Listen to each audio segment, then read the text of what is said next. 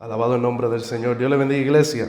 Amén. Dios le bendiga más. Amén. Amén. Dios bendiga de una manera especial. Privilegio nuevamente estar aquí para darle gloria y honra al Señor. Me quiero disculpar de antemano. No estoy muy bien de salud.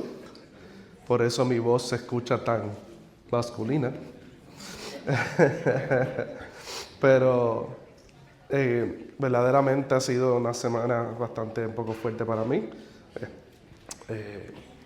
Estoy medicado ahora mismo, un poquito medicado para tratar de que no toser tanto y mantener la nariz en control. Me disculpo de antemano y me gustaría tomarlo un poco suave hoy, simplemente por el mero hecho de cómo me siento. Amén. Ustedes me van a ayudar. Amén. Amén. Dios le bendiga. Gracias por eso. Una de las cosas que quería antes de hablar no tiene que ver nada con la clase, simplemente que lo tengo en mi corazón. Ustedes saben que cuando se acaba el servicio, una de las cosas que que yo hago es que tomo a mi madre y rápidamente salgo, ¿verdad? Y siempre me queda en la mente, en el corazón, que quizás algunas personas piensan que es que no queremos hablar con nadie o que quizás somos antisociales. En ninguna manera. Una de las cosas que nosotros hacemos es que verdaderamente los amamos y amamos la iglesia. Ahora, esa dama que ustedes ven allí sentada tiene el lado izquierdo reconstruido en metal, por causa de un accidente. No tan solo tiene el lado izquierdo reconstruido en metal, por causa de un accidente, a ella me le dieron 2 strokes en el 2019. Para lo que ustedes piensan que es una silla cómoda, para mi madre no lo es. Amén. Y aunque ella se esfuerza por estar aquí y sentarse, una de las cosas que yo soy el que la cuido, me preocupo, es que ella se encuentre bien. Rápidamente la levanto, la meto en el carro, porque es que el que la tiene que cuidar en la casa soy yo. Amén. Amén. Mis queridos hermanos, no piensen que no los queremos saludar. No piensen que somos antisociales. Solamente quería explicarlo, tener la oportunidad rápidamente, quería explicarlo, porque pues sé que rápido nos levantamos y mucha gente pues nos saludamos a veces. Y mi corazón se duele pensando en eso. Amén. Amén. Este anuncio no pagado ha sido por mí. Ahora sí, vamos para allá. Hace unos días atrás hice una pregunta en las redes sociales. A lo que yo pensaba que iba a ser quizás una contestación fácil. Y la pregunta que hice fue eso. Si en el Salmo 37:4 nos dice que Dios nos va a dar los deseos de nuestro corazón, y Pablo en oración le pide a Dios que le remueva el aguijón, ¿por qué Dios no lo hizo? Y yo tengo bastantes personas en mis redes sociales. Yo de muchas cosas que hago, soy artista gráfico. Conozco muchos pastores, conozco muchas personas. Y pues hice la pregunta para ver la contestación. Y muchas personas me dijeron, era porque Pablo era muy altivo y Dios no lo quería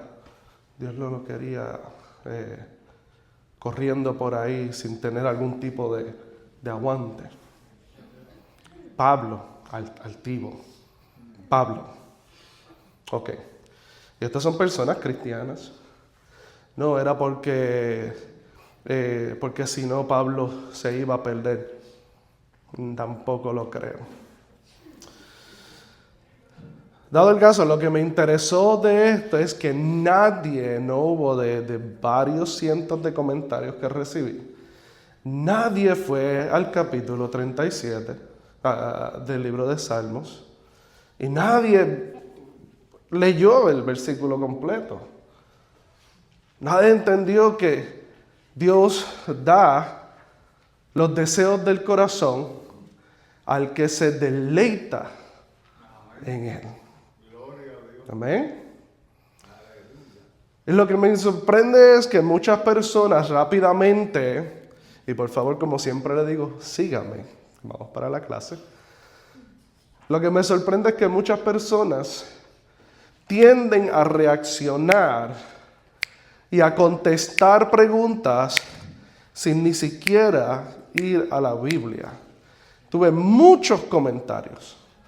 Ninguno de ellos fue al grano. Por esta razón tenemos que tener cuidado, mis queridos hermanos. No todo el que dice Señor, Señor entrará en el reino de los cielos. No todo porque tenga un título, porque tenga una posición, quiere decir que sea un maestro, quiere decir que sea una persona que se le pueda confiar nuestra vida espiritual simplemente porque tiene. Cuando entendemos esto, entonces nos preocupamos más ¿por qué? Por saber qué es lo que está escrito en la Biblia. ¿Para qué? Para poder probar los espíritus. No hay otra forma de probar los espíritus sin conocimiento. Amén. Sin conocimiento no se puede probar los espíritus. Yo vengo del pentecostalismo. Yo vengo de los rajatablas, por eso a veces siento que digo cosas que no debo decir, que son un poco fuertes en cuestión de cuando hablo. Pero me crié, así fue que vine, así fue, ¿sabes? De estos ancianos que decían que se iban a ir al infierno, ¿sabes? Eso fue de lo que vino. Ahora, mientras fui progresando, fui entendiendo que no todo lo que se decía antes estaba correcto. Y decidí ir a la Biblia. Y entendí que cualquier cosa que no salga de la Biblia está incorrecta. Si es mi opinión y mi opinión no está basada en la Biblia, está incorrecta. Amén. Si alguien, por eso tengo mucho cuidado cuando alguien dice yo opino. Mis oídos se paran rápido. Ustedes me ven allí, yo me siento. Yo me acostumbré a no estar gritando mucho mientras alguien predica. Oh, alguien ya alaba al Señor, alguien levante las manos. Y usted me ve así. ¿Por qué? Porque yo tengo que saber que estoy escuchando de ti. Esa es mi posición. Yo tengo que saber qué sale de tu boca. Y yo no digo amén simplemente porque usted está emocionado aquí porque tiene un pianito. ¿Amén? Todo lo que salga fuera del marco bíblico, tenemos que juzgarlo. ¿Juzgarlo por qué? Por la Biblia. Y mucha gente decía, no, es que hay que tener discernimiento de espíritu. ¿Y qué es el discernimiento? Yo escuché a alguien decir un día, el discernimiento de espíritu es como una lupa que el Espíritu Santo te pone en medio de los ojos y tú puedes ver y lees la persona. ¿Ok? No hay discernimiento bíblico sin la Biblia, sin el conocimiento bíblico. Si usted no abre la Biblia diariamente y la estudia, usted no va a tener discernimiento bíblico. Si yo me pongo delante de usted y yo tengo en una mano un dulce y droga en el otro, ¿cuál usted escoge? Porque usted escoge el dulce. Porque usted tiene un conocimiento que lo que está en la otra mano me va a hacer daño. Ahora, por favor, si alguien va donde usted y le ofrece droga en una mano y un dulce en el otro, no coja ninguno.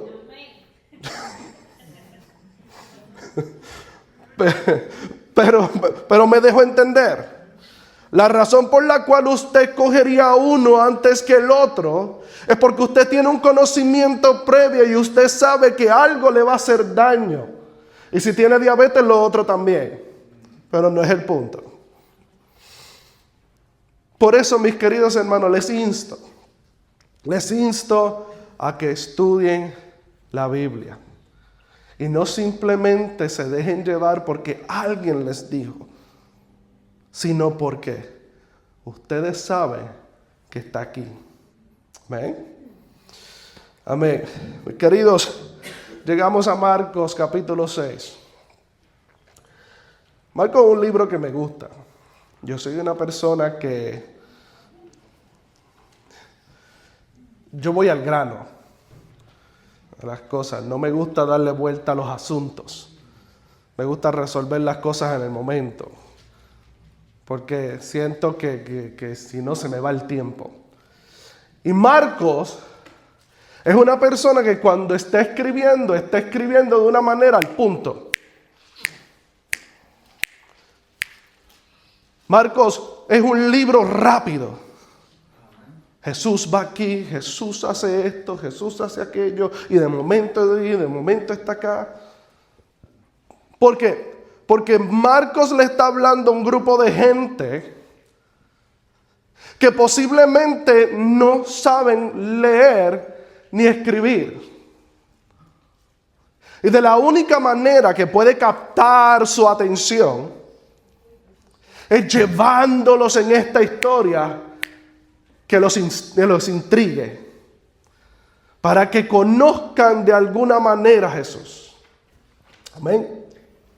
Marcos está hablando acerca de Jesús y Marcos empieza a denotar cuán bueno Él fue, cuán poderoso Él fue, cómo Él levantó a los enfermos, cómo Él sanó a los caídos. Y en el capítulo 5, llegando al 6, vemos que antes de llegar al capítulo 6, Jesús hace 2 milagros, el cual todos conocemos. Primero llega un hombre llamado Jairo y le dice que ven para que pongan las manos sobre mi hija porque está enferma. Jesús le dice que sí, caminan y de repente mientras están caminando hay un gentío alrededor de Jesús y alguien toca el borde del manto de Jesús y recibe sanidad. Amén. Nos acordamos de las historias, claro, lo hemos escuchado muchas veces. Después de Jesús hacer estos milagros, Marcos dice que de Capernaum, que era donde estaba la casa de Jairo, Jesús camina alrededor de 25 millas hacia el suroeste, hacia su tierra natal, hacia Nazaret. Acuérdese que Jesús nace ¿dónde? En Belén. Jesús nace en Belén. Pero se cría ¿dónde? En Nazaret. Él vive la mayoría de su tiempo en una tierra pequeña. Una tierra que alrededor de 60 acres o menos de una milla.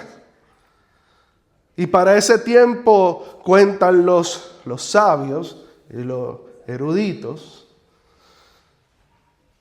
que había más o menos alrededor de 500 personas que vivían en ese lugar. No era muy grande, era un lugar bastante pequeño. Y si tú vives en un lugar pequeño con tan pocas personas, tú conoces a todo el mundo y todo el mundo te conoce a ti. Yo nací en Manatí. Allá en Puerto Rico, en el norte. Pero me crié en Vega Baja. Toda mi vida yo he sido de Vega Baja. ¿Ves? Jesús vive en este lugar pequeño durante 30 años. donde todo el mundo lo conoce, donde todo el mundo conoce a la familia. Y era tan insignificante que a Nazaret se le denotaba tierra de camino a la nada. Nazaret era tan pequeño y tan insignificante que el Viejo Testamento no lo menciona. Nazaret era un lugar tan pequeño que era el lugar perfecto para mantenerse escondido durante 30 años y después explotar con un ministerio tan grande como el de él. ¿Será Dios sabio o no será Dios sabio? Mis queridos, durante 30 años caminando con ellos, durante 30 años viéndolo crecer, durante 30 años viendo a su padre enseñarle el oficio de la casa. Cuando Jesús llega y empieza a hablar en Nazaret, en la sinagoga, todo el mundo empieza a decir, nosotros conocemos a este, nosotros sabemos quién es. Este es el hijo de José.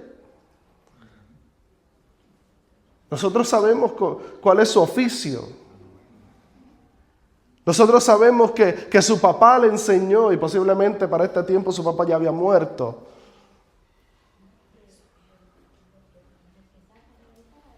Tenemos que entender, mis queridos, que la vida de Jesús, centrada en este pequeño lugar, tiene mucho que ver.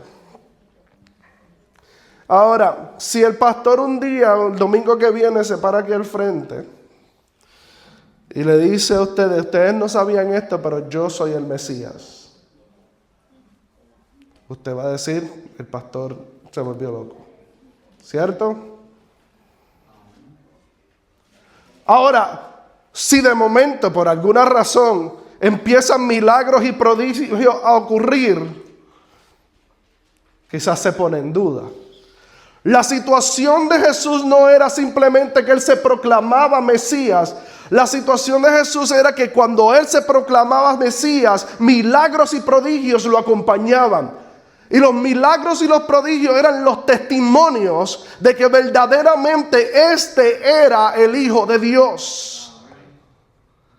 Mis queridos hermanos, los milagros y los prodigios no son cosas que nosotros invocamos simplemente porque queremos, como mucha gente lo tiene por costumbre. ¿Has escuchado? Noche de milagros. Noche de milagros. Como si fuera un truco de magia.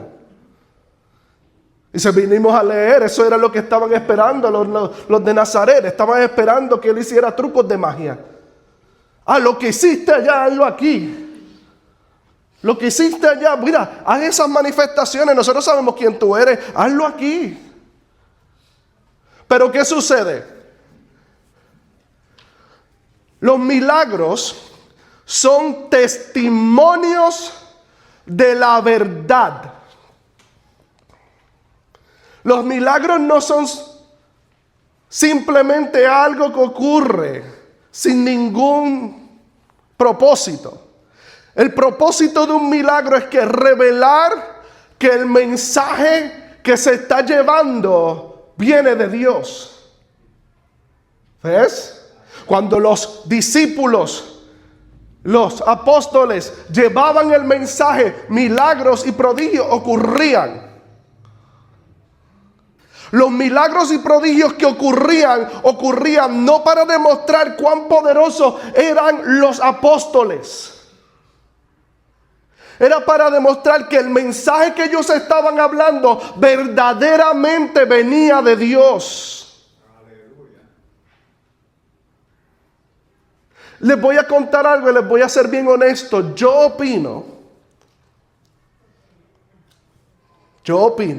escuche bien, que hoy en día nosotros no estamos viendo tantos milagros como se veían antes, simplemente por el mero hecho de que no estamos llevando un evangelio correcto en muchos lugares. Si los milagros son testimonios de que la verdad de Dios se está predicando, entonces hay algo contrario. Hay algo que no cuadra. Porque si el pueblo de Dios predica la verdad del evangelio, milagros y prodigios deben ocurrir. No por el que predica, sino como testimonio de que verdaderamente el mensaje es de Dios. Amén. Nosotros debemos ser celosos con lo que se habla aquí. ¿Ves?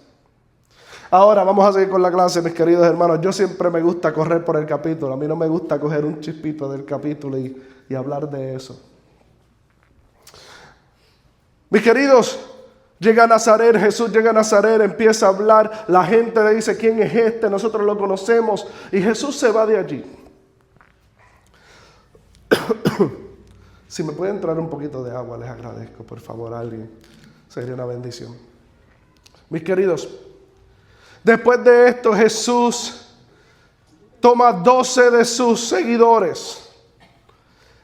Acuérdate, todavía no tiene apóstoles Jesús en este tiempo. Jesús tiene seguidores. Y coge a 12 de ellos y los envía de 2 en 2. Y le da instrucciones.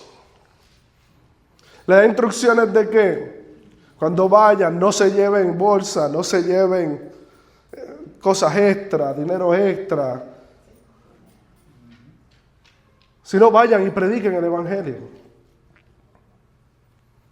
Dios les dio el poder a esos 12 ¿para qué? Para hacer milagros. ¿Y para qué? Para que todo demonio se les sujetara. ¿Cuántos demonios dice? Todo. Todo demonio se les sujetara. Ellos tenían autoridad. Dios, Jesús, allí mismo les dio autoridad a ellos para que todos tuvieran poder. Pero les dice que no cobraran. Les dicen que no pidieran dinero. ¿Por qué, mis queridos hermanos? Una de las razones por la cual tenemos que tener cuidado es que era fácil para ellos. Yo le agradezco tanto, Dios le multiplique tanto. Me permiten, me disculpo.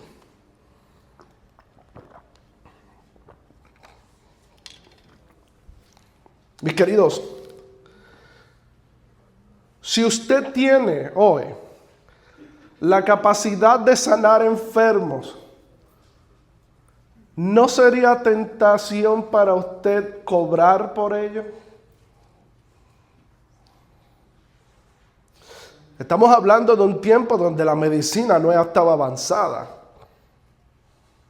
donde no tenemos las máquinas que tenemos hoy, donde no tenemos las cosas, las comodidades, diría yo, las comodidades que tenemos hoy. Hoy te tiran una foto y quedas completamente expuesto por los huesos y las venas y las arterias y las cosas. Eso no se tenía antes.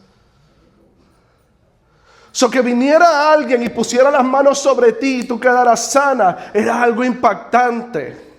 Y cada vez que Jesús hacía un milagro y empezaba haciendo prodigios, la gente empezaba a sacar los que estaban en cama y los traían y le traían las personas. ¿Por qué? Porque él hacía algo que era imposible para el ser humano en ese momento, que recibieran sanidad. Y esa misma autoridad él la pone en sus discípulos. Y le dicen, vayan y prediquen el evangelio, pero no cobren. Qué interesante ese pequeño detalle. ¿Por qué? Primero estaba demostrando que él iba a suplir. Que confiaran en él, porque si él los enviaba, él iba a tener el cuidado de ellos. Pero también les estaba advirtiendo, cuidado, no cobren. Esto no es para hacerse ricos. Esto no es para hacerse millonarios. Esto no es para ustedes mostrarse ustedes. Esto es para que lleven el evangelio. Y dice que la palabra que ellos llevaron el evangelio de qué? Ir diciéndole a la gente que se arrepintieran. Ese es el mensaje del evangelio. Arrepentíos, convertíos, vengan. Hay una sola manera de ser salvo y es a través de Él. Vengan, véanlo. El reino de los cielos se acerca. Ese era el mensaje. No era, ven aquí, Dios te va a prosperar, ven a Cristo y Dios va a sanarte, ven a Cristo. No. Es, ven y arrepiéntete porque no hay nada más importante que tu alma. Y el milagro más grande que puede ver una persona es ese. Que alguien se arrepienta. Amén. No hay un milagro más grande que alguien sea transformado por medio del poder del Espíritu Santo y el corazón que no latía para Dios.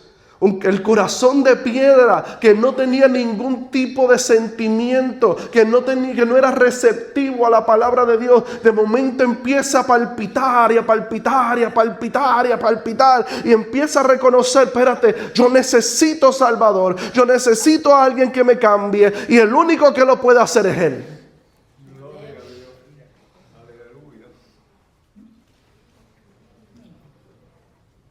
Por eso me encanta, una de mis partes favoritas de la Biblia, Ezequiel 37, el valle de los huesos secos.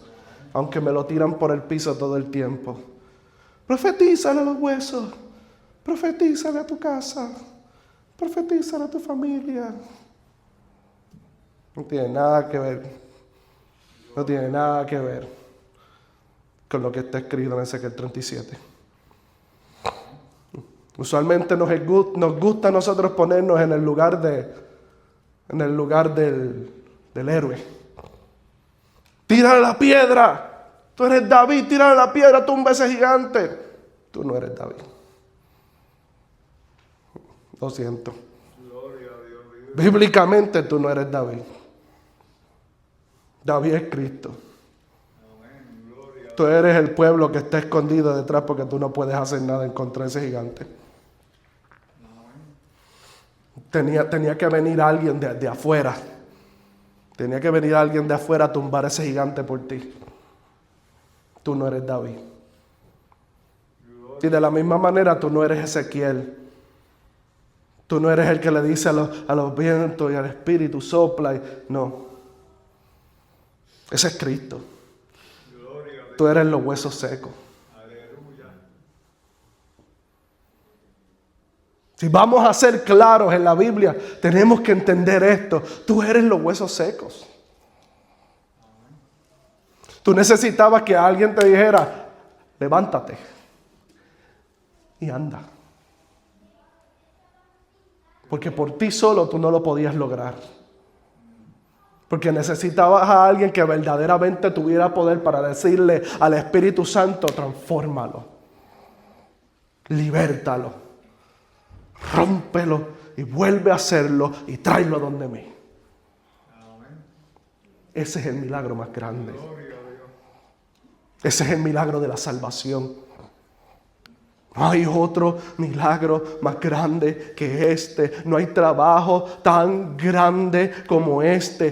Toda la Biblia corre a través de esto. No hay nada en la Biblia que no tenga que ver con esto que le estoy hablando ahora mismo.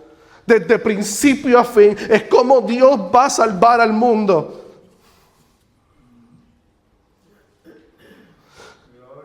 El Viejo Testamento todo apunta a Cristo. Viene uno que va a levantar huesos. Viene uno que va a tumbar gigantes. Viene uno y de momento el uno llegó. Pero cuando llegó no creyeron en él.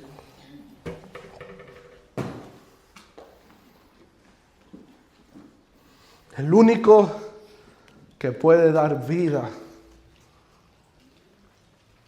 Él es el personaje principal en todas las historias. Cuando usted ve un héroe en la Biblia, no se ponga en esa posición. Acuérdese que el héroe siempre es Jesús. Y de esa manera usted va a entender mejor la Biblia. ¿Ven? Siento un calentón por aquí arriba. Mis queridos,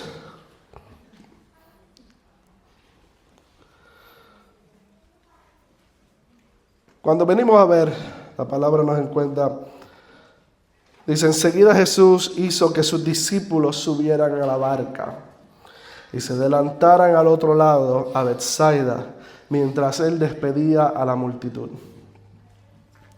Cuando se despidió, fue a la montaña para orar. ¿Para orar por qué? ¿Por él? Para orar por ellos. Para orar por ellos. Él los envía mientras ustedes van, voy a orar. Al anochecer, la barca se hallaba en medio del lago y Jesús estaba en tierra solo. En la madrugada, vio que los discípulos hacían gran esfuerzo para remar, pues tenían el viento en contra. Se acercó a ellos caminando sobre el lago e iba a pasarlos de largo. Y en realidad, pues esto puede causar un poco de confusión, porque dice iba a pasarlos de largo, iba a pasar de lado. No es el punto. Si vas al griego, en el griego él quería estar junto a ellos. Quería estar junto a ellos. Los discípulos, al verlo caminar sobre el agua, creyeron que era un fantasma.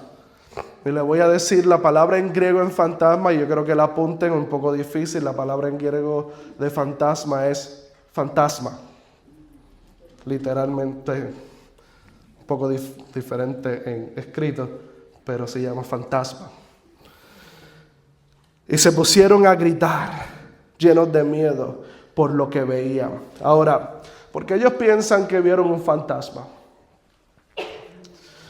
En esos tiempos, en esa área, había una historia común, donde se decía que por las noches espíritus salían y causaban daño. Yo quiero que ustedes vayan en su mente, imaginen estos hombres, todos adultos, expertos en pesca, en un lugar donde ellos conocen, porque han estado ahí ya. Ese lugar era un lugar famoso para la pesca. Y de momento ven el fantasma, ven a Jesús y dicen, ¡un fantasma!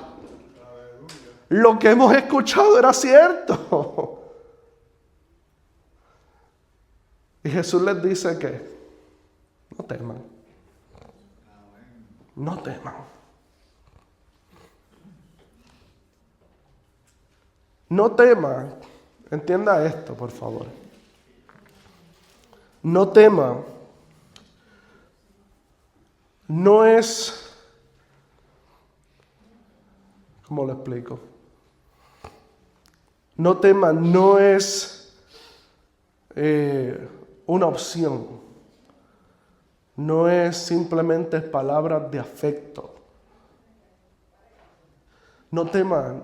Cuando Jesús habla y dice no temas, es un mandato.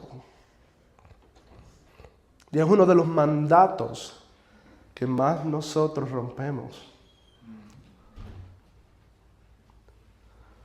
Es uno de los mandatos que más nosotros rompemos.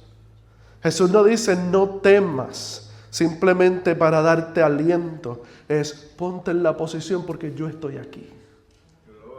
Temer de lo que Dios puede hacer es una ofensa a Dios. Temer en medio de problemas es decirle a Dios, no creo que tú puedas hacer algo en medio de esto.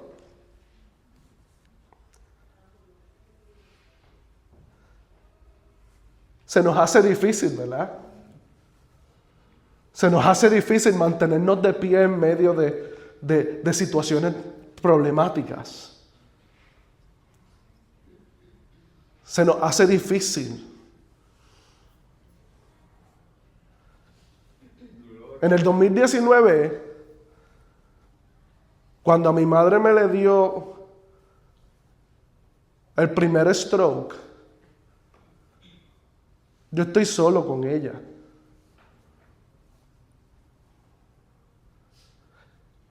Y temí.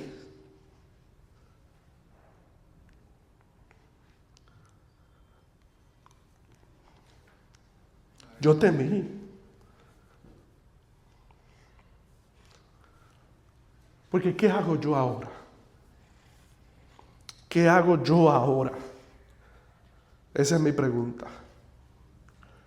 ¿Qué hago yo? Y es en ese momento en donde tengo que pararme y decir, tú me pusiste aquí, tú la pusiste en mis manos, yo sé que eres poderoso, tú tienes el control. Gloria a Dios, aleluya. Y no les puedo decir que tuve la fe más grande del mundo. Pero tuve que tragarme el sentimiento que tenía y decirle, no, yo confío. ¿Por qué? Porque se me hace difícil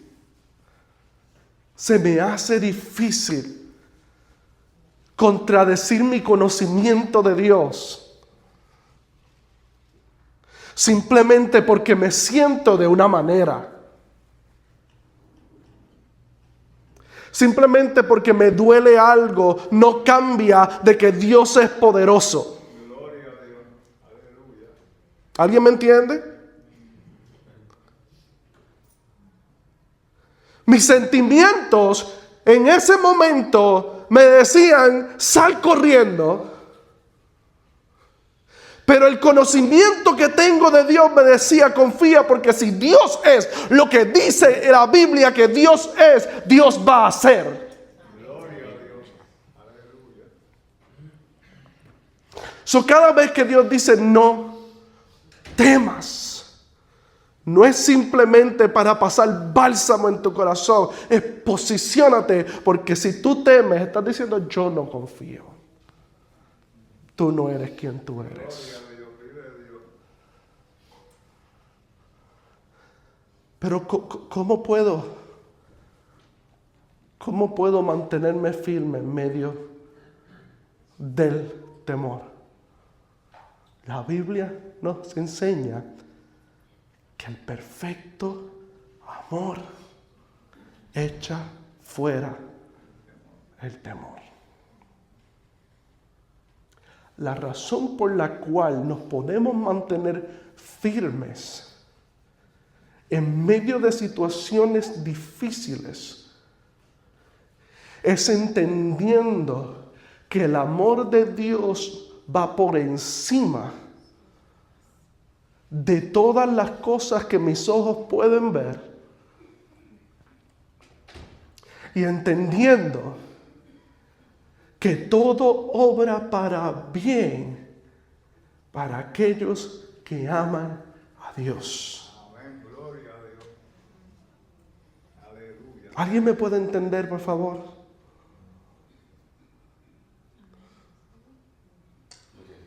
Todo obra para bien. Y si todo obra para bien, algo bueno Dios va a hacer de cualquier situación que se me presente. Gloria a Dios, aleluya. Gracias a lo que ha sucedido y lo que he vivido con mi madre, soy más maduro.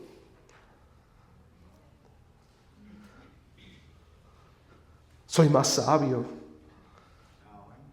No estoy diciendo que soy el más sabio de todos. Estoy diciendo que yo en mí soy más sabio.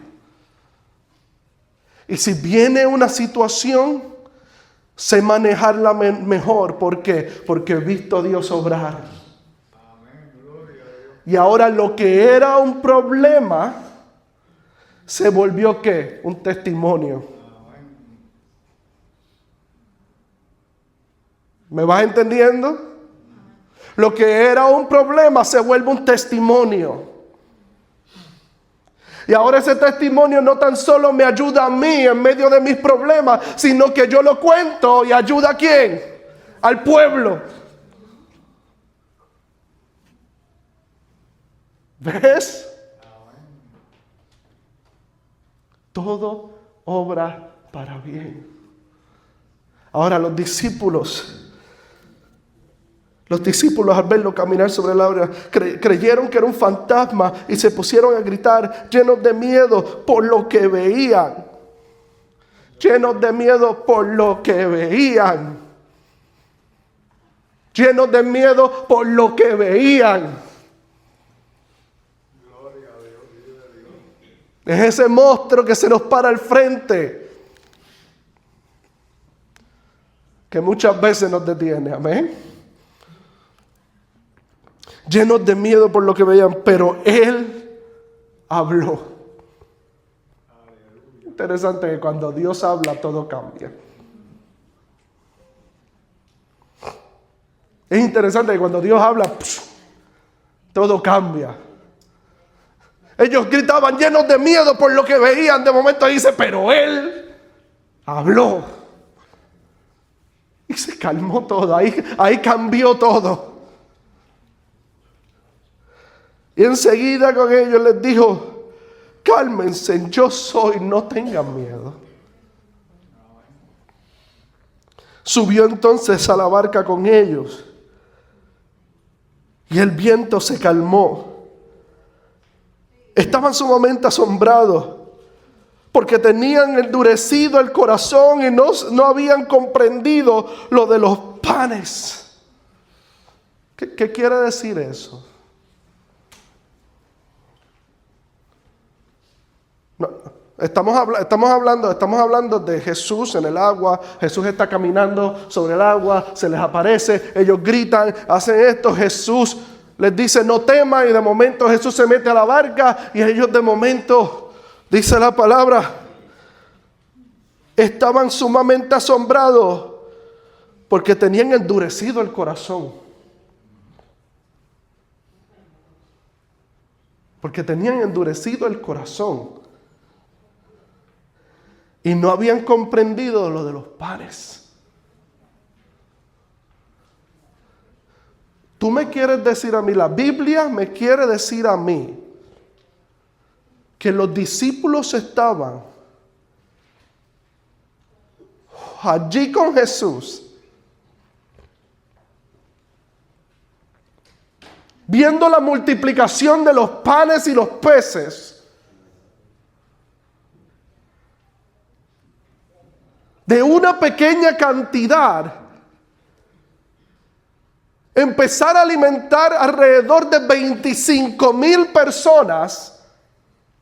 Dice 5,000, pero después dice que, no contando los niños y las mujeres. Habían alrededor de 25,000 personas y en el griego te explica que ellos comieron hasta saciarse. Estaban llenos todos. Vamos a hacer una comida para 25,000 personas el domingo.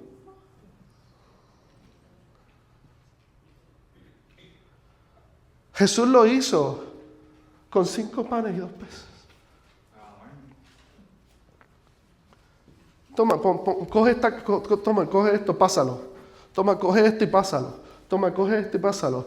Y la gente cogía, comía, pásalo. Cogía, comía, pásalo. Cogía, comía. Y seguía pasando, y seguía pasando, y seguía pasando. Y nadie se dio cuenta qué era lo que estaba ocurriendo. ¿Por qué? los discípulos, aquí nos dice que los discípulos tenían el corazón todavía endurecido. Ellos veían las canastas, pasaban. Wow, mira todo lo que sobró, tremendo. No les había entrado en el corazón todavía.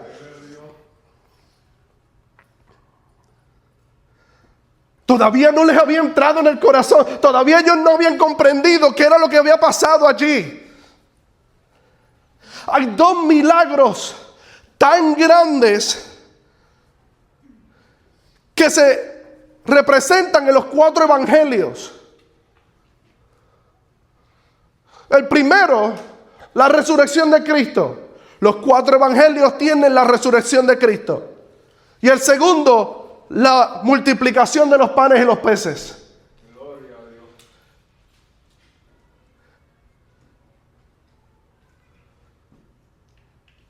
¿Cómo es que tú no sabes qué está ocurriendo? Si vino alguien, dude, lo que tengamos son 5 panes y 2 peces. Ven, repártanlo. ¿Cuánto se tardaría alimentar 25,000 personas? Llevábamos un rato, vamos a hacerlo. Claro, ¿por qué? Porque Jesús llevó a los discípulos, si leemos, Jesús llevó a los discípulos a ese lugar en específico, ¿a qué? A descansar. Jesús le dijo, vamos, ustedes, ellos llegan de predicar, los 12 llegan de predicar, dime, ¿qué pasó? ¿Qué hicieron? No, se nos aguantaban los demonios, la gente veía a Cristo tremendo, ok, tremendo, vengan ahora, vamos a descansar. Gloria a Dios. Pero dice que la gente no los dejaba. Y hay una de las cosas que siempre me llama la atención. Cuando los discípulos le dicen, despídelo, porque se está haciendo tarde. Jesús le dice a los discípulos, denle ustedes de comer. Y a mí siempre me ha impactado esto. Denle ustedes de comer. Y a mí me está, simplemente en mi imaginación, me gusta ver que no solamente Jesús le está diciendo, aliméntenlos físicamente. Jesús le está diciendo, ustedes llévenle la palabra. Gloria a Dios. Ustedes llévenle el alimento. Denle ustedes de comer. ¿Qué sucede cuando los discípulos han visto milagros? Amén. Desde el capítulo 6, como expliqué, termina, bueno, el capítulo 5 termina con milagros. Milagros de resurrección. Un milagro de una mujer que llevaba tantos años con un flujo de sangre. ¡Pum! Jesús donde quiera que iba, milagros. Pero todavía ellos no comprendían quién era. Y es hasta aquí, es en este momento del capítulo 6 donde ellos se les abren los ojos. Y es aquí donde está el verdadero reconocimiento de ellos hacia Jesús. ¿Qué nos dice la Biblia? Después de cruzar el lago, desembarcaron en Genezaret, arrancaron al bajar ellos de la barca, la gente los seguía, reconoció a Jesús, lo siguieron por toda aquella región. Ahora es en Juan, si no me equivoco. Es en Juan, no me acuerdo el capítulo, les pido disculpas. Todavía no estoy aquí en mi mente, aquí, por eso les pedí que tengan misericordia de mí. Pero es en Juan, si no me equivoco, donde él expande, y es donde Pedro dice, si tú eres verdaderamente, haz que yo camine. Porque eso es lo que falta aquí, en este relato, ¿cierto o no es cierto? Marcos no relata esta parte que nos menciona en otros. Juan 3, Juan 6, fácil de recordar. Son Juan 6. ¿Alguien puede leer Juan 6, por favor?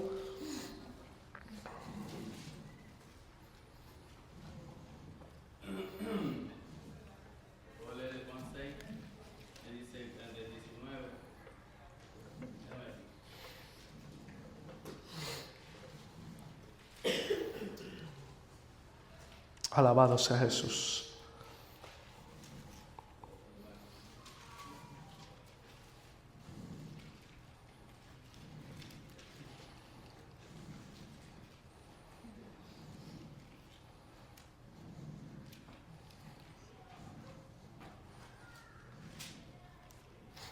Te adoramos, Dios. Ya estamos por terminar, mis hermanos.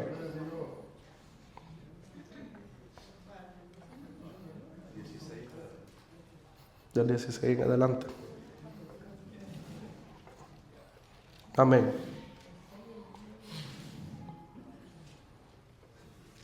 Amén. ¿Lo va a leer? ¿Lo va a leer?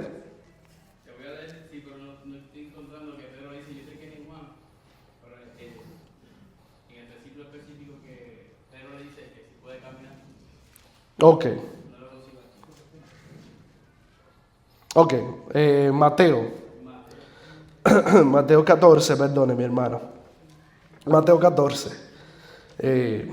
Y fui yo el que dije Juan, yo sé que también está en Juan.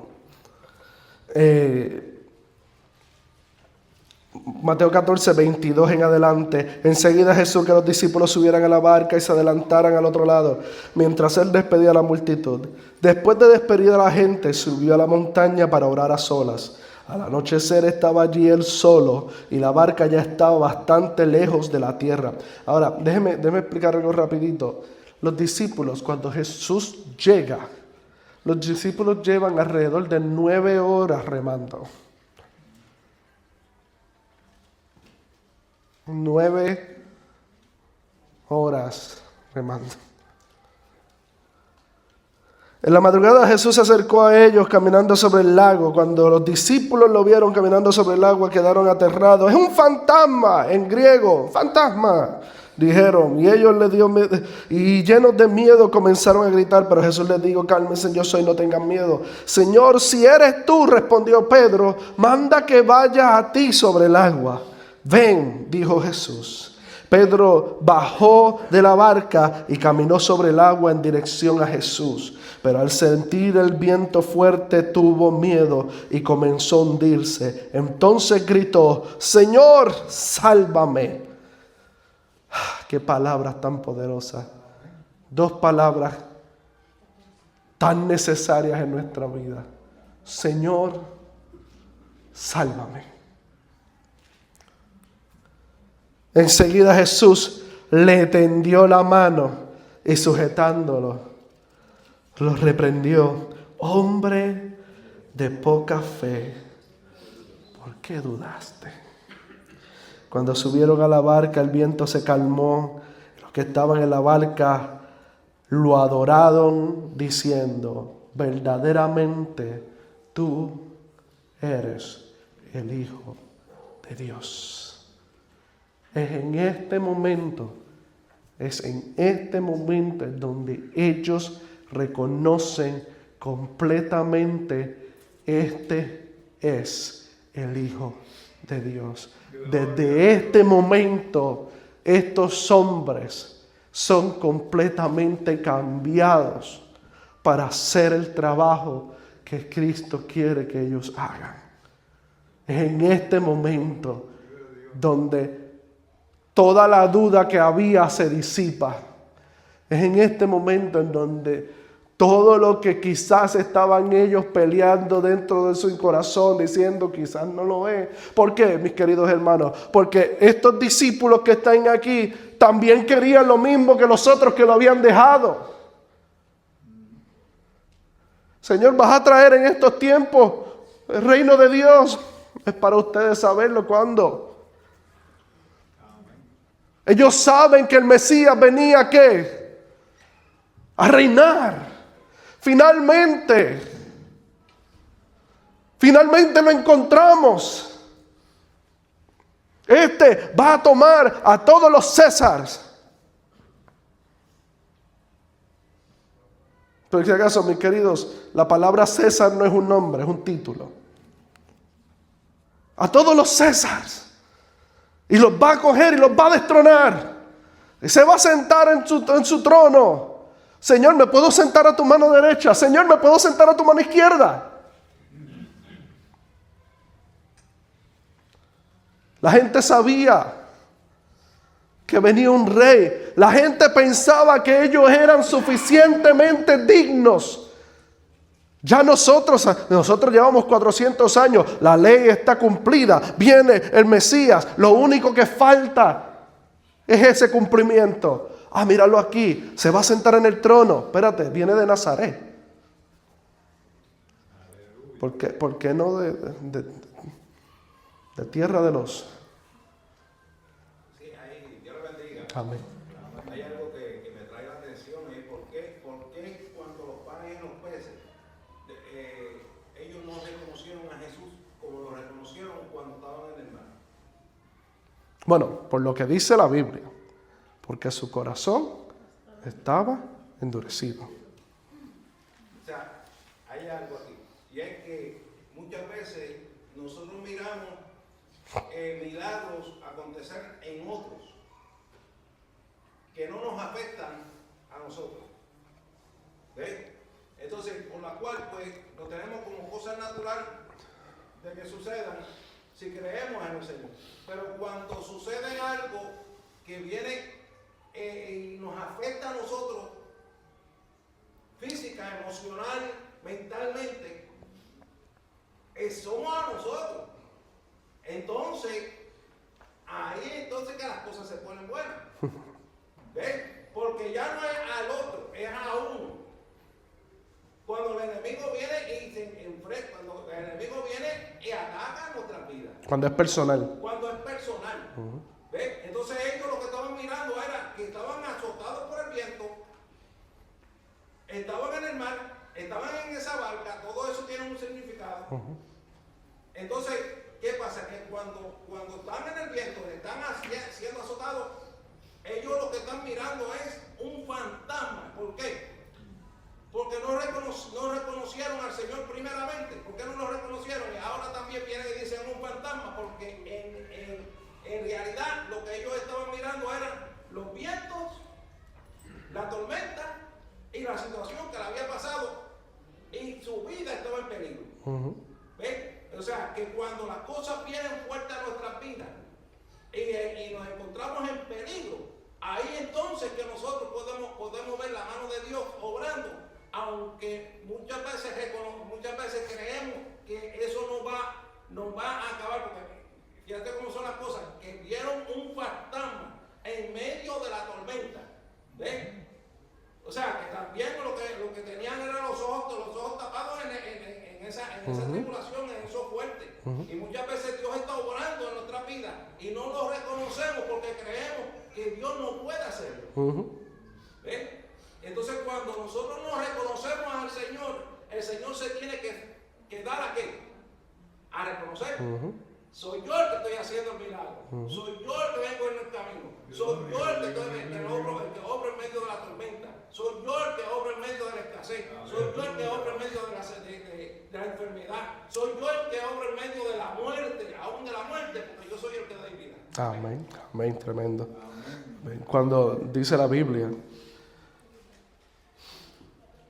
dice, pero bajó de la barca y caminó sobre el agua en dirección a Jesús. Pero al sentir los vientos, yo creo que una de las... Nosotros quizás juzgamos a Pedro, ¿sí? Porque nosotros no estábamos ahí. Era como dudó, mira, Sancho si Dios... Pero no hay... Si tú vienes a ver, es lo más humano que alguien... Yo creo que lo más sobrenatural es que él haya dicho, mira, déjame pasar. Porque ¿quién dice eso? Eso fue inspirado por el Espíritu Santo. ¿Ah? Absolutamente, absolutamente. Mis queridos, la Biblia dice que él se logra bajar al agua. caminó sobre el agua en dirección a Jesús, pero al sentir el viento fuerte, tuvo miedo. Y es exactamente lo que ocurre cuando nosotros dudamos. Cuando nosotros dudamos, la duda, nosotros hablamos mucho de la fe, pero la duda es bien poderosa. La duda es bien poderosa. El no creer es bien poderoso. Por no creer, el hombre simplemente pecó. Por no creer, muchos murieron. Simplemente por no creer. O sea, si hablamos de la fe como un alma poderosa, con tanto poder que mueve montañas, la duda es igualmente poderosa. Porque tanto la fe te salva como la duda te condena. Porque de tal manera amó Dios al mundo, que ha dado su Hijo unigénito, para que todo aquel que en Él cree. So, la duda, la fe te puede salvar, el creer te salva, la duda te condena. So, en el momento que este hombre tuvo miedo, comenzó a hundirse. Pastor. Gracias, Héctor. Nosotros los cristianos siempre comparamos un acontecimiento con otro y a todos les llamamos milagros.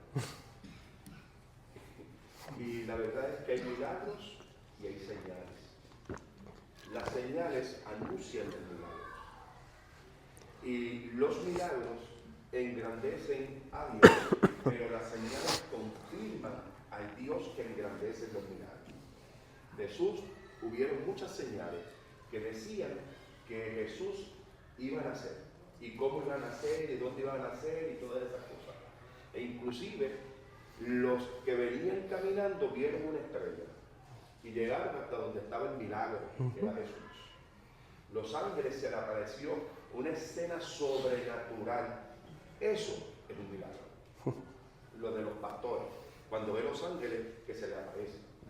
Cuando los discípulos van en la barca, el milagro era el que Pedro caminara sobre el agua.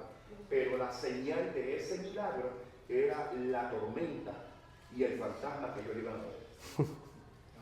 Entonces, cuando tú ves un milagro, muchas veces antecede una señal. Las dos son grandes. La señal que hizo Jesús, que nos relata la Biblia cuando habla del agua en vino, era que Jesús hizo un milagro, pero para ellos era una señal. Porque estaba diciendo que el Hijo de Dios iba a estar allí. Por eso es que después lo bautizan. Muchas personas piensan que fue algo mal hecho, porque si Jesús no necesitó ser bautizado para hacer un milagro, no, él hizo una señal. Entonces nosotros, cada vez que veamos un milagro, vamos a ver una señal. Pero ambas cosas engrandecen a Dios. Una es el milagro, nos hace creer, y por eso le dice tú, Coradín, que has visto tanto milagro. ¿Y cómo es posible que tú no creas todavía? Es muy porque el milagro te hace creer, la señal te roba la duda. Santo. Amén, gloria a Dios. Mi querido, ¿qué tal si terminamos? Gracias por el tiempo que me han dado. Voy a terminar con esto simplemente. Dice, Pedro bajó de la barca y caminó sobre el agua en dirección a Jesús. Pero al sentir el viento fuerte, tuvo miedo y comenzó a hundirse. Entonces gritó, Señor, sálvame. Después de estas palabras dice, enseguida.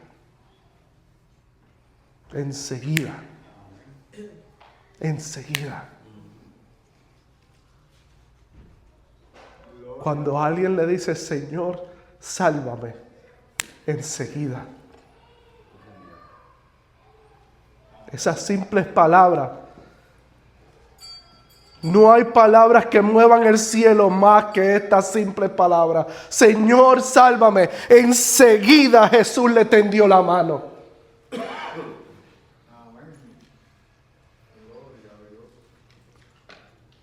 De esa misma manera Dios salva. De esa misma manera Dios perdona. De esa misma manera Dios restaura. De esa misma manera Dios hace cosas sobrenaturales. No hay palabras más poderosas en esta tierra. Señor, el reconocimiento de quién es Él. Sálvame. El reconocimiento que la única manera en que yo puedo lograrlo es por Él. Señor, sálvame. Que en medio de los procesos, le pido al Señor, en medio de los procesos, esas sean nuestras primeras palabras. Señor, sálvame. Reconociendo que Él tiene el poder. Amén, póngase de pie. Amén, gloria a Dios.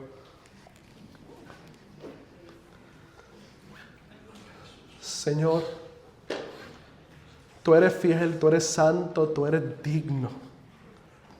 Nuestro corazón simplemente te exalta. Agradecemos todo lo que Tú haces. Te pido, Señor, que esta palabra que se ha hablado haya sido en conformidad a Tu voluntad, Dios amado. Y si esta viene con el peso de Tu palabra, que Tu Espíritu Santo la haga crecer en nuestros corazones y nos haga mejores cristianos. La gloria y la honra siempre sea a Ti. En el nombre de Tu Hijo amado Jesús. Amén. Dios les bendiga, iglesia.